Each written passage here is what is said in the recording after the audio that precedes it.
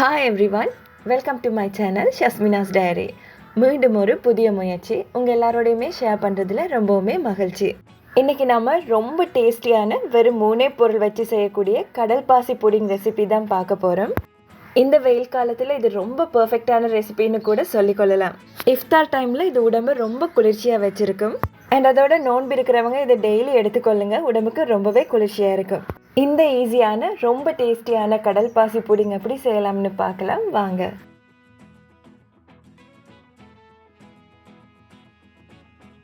இதுக்காக நான் 10 கிராம் அளவுக்கு கடல் பாசி எடுத்து வச்சிருக்கேன். இது பார்த்தீங்கன்னா சைனா கிராஸ் அப்படின்ற நேமில் எல்லா சூப்பர் மார்க்கெட்லேயுமே உங்களால் எடுத்துக்கொள்ள முடியும். அண்ட் அதோட இதை அகர் அகர்னு சொல்லுவாங்க. அடுத்ததாக இதுக்காக நான் 1/2 லிட்டர் அதாவது 500 ml அளவுக்கு ஃப்ரெஷ் மில்க் எடுத்து வச்சுருக்கேன். இதுக்காக பார்த்தீங்கன்னா நீங்கள் எந்த மில்க் வேணாலும் யூஸ் பண்ணிக்கொள்ளலாம், தேங்காய் பால் கூட யூஸ் பண்ணிக்கொள்ளலாம். அண்ட் இது கூடவே 8 டேபிள் ஸ்பூன் அளவுக்கு சுகர் எடுத்துக்கொள்ளுங்க. நான் எடுத்துருக்க சுகரோட அளவு பார்த்தீங்கன்னா ஒரு மீடியமான அளவு தான். அடுத்ததாக ஒரு 5-6 பாதாம் நட்ஸ் எடுத்து இந்த மாதிரி குட்டி குட்டி பீஸா கட் பண்ணி எடுத்துக்கொள்ளுங்க. அண்ட் இது கூடவே ஒரு 3 டேபிள் ஸ்பூன் அளவுக்கு ரோஸ் எசன்ஸ் எடுத்து வச்சுருக்கேன். இது ஆப்ஷன் தான், உங்களுக்கு கலர் தேவையில்லை அப்படின்னா இதை நீங்கள் ஸ்கிப் பண்ணி விட்டுக்கொள்ளலாம். நான் வீடியோ அழகாக இருக்கிறதுக்காக கலர் சேர்த்துக்கொள்கிறேன். இதுக்கப்புறமா இதை எப்படி செய்யலாம்னு பார்த்துடலாம். ஒரு சின்ன பவுலில் நான் எடுத்து வச்சுருக்க கடல் பாசி இந்த மாதிரி குட்டி குட்டியாக கட் பண்ணி சேர்த்து விட்டுக்கொள்கிறேன்.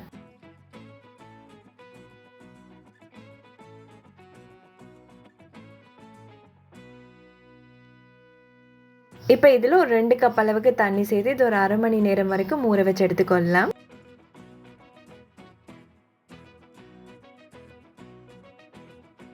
ஒரு 1/2 மணி நேரத்துக்கு அப்புறமா இதை ஓப்பன் பண்ணி பார்த்தோம்னா இந்த கடல் பாசி பார்த்தீங்கன்னா உங்களுக்கு நல்லாவே ஊறி வந்திருக்கும். இதுக்கப்புறமா இந்த புடிங்கை செஞ்சு எடுத்துக்கொள்றதுக்காக ஒரு பேன் எடுத்துக்கொள்ளுங்க. இதில் நாம் ஊற வச்ச கடல் பாசியை தண்ணியோடையே சேர்த்து ஒரு 5 நிமிஷம் வரைக்கும் இதை மீடியம் ஃப்ளேமில் வச்சு நல்லாவே கலந்து விட்டுக்கொள்ளலாம். இப்போ பார்த்தீங்கன்னா இந்த கடல் பாசி எல்லாமே உங்களுக்கு நல்லாவே கரைஞ்சி வரணும். இந்த டைமில் உங்களுக்கு தண்ணி தேவைப்பட்டால் கொஞ்சமாக தண்ணி சேர்த்து விட்டுக்கொள்ளுங்க.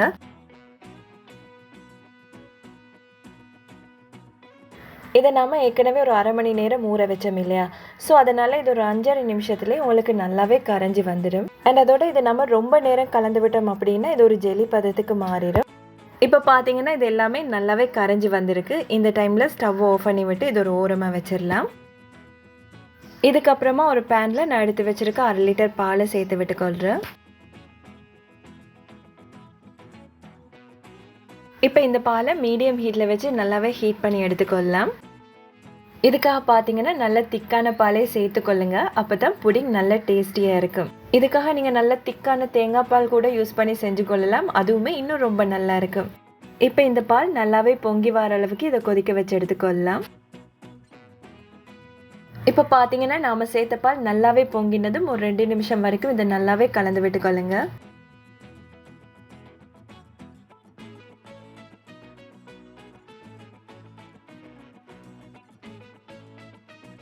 இப்போ இது கூட நான் எடுத்து வச்சிருக்க சீனியை சேர்த்து விட்டுக்கொள்கிறேன்.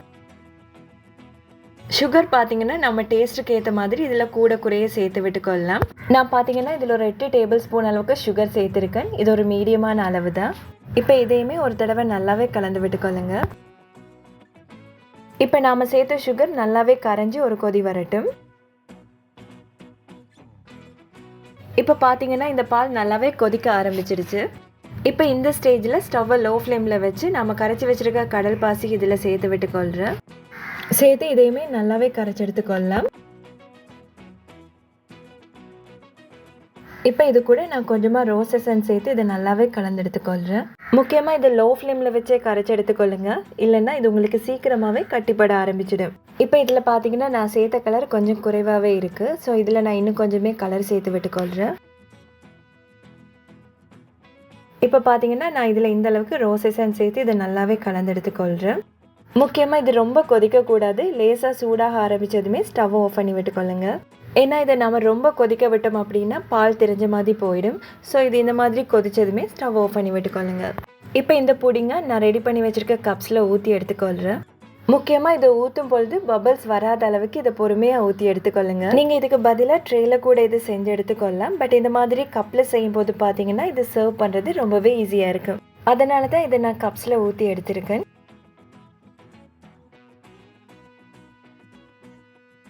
இப்போ இது எல்லாத்தையுமே ஊற்றி எடுத்ததுக்கப்புறமா இதில் இருக்க பபிள்ஸை இந்த மாதிரி ஒரு கரண்டி வச்சு எடுத்து விட்டுக்கொள்கிறேன்.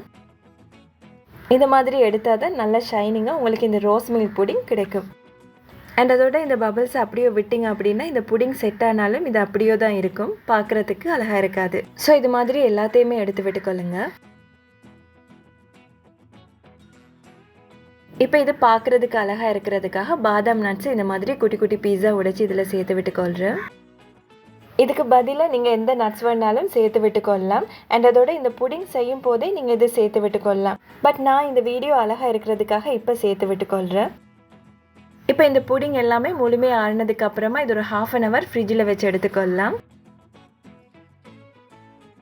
1/2 hourக்கு அப்புறமா பார்த்தீங்கன்னா இந்த புடிங்க்கு எல்லாமே சூப்பராகவே நமக்கு செட் ஆகி வந்திருக்கு. இப்போ இதை நான் ஒரு பிளேட்டில் டீமோல்ட் பண்ணி எடுத்துக்கொள்கிறேன்.